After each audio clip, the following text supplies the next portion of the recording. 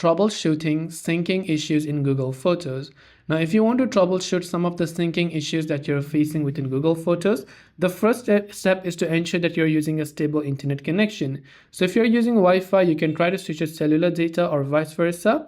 The second is Google Photos only syncs if you turn on the sync option, which means if you've turned on or enabled backup. To do so, once you log into your correct Google account on the Google Photos app, tap on your profile from the top right hand side of the screen, and there you can see backup is currently disabled. So if my backup is disabled, it will not back up the current photos on my device onto Google services or Google's Drive.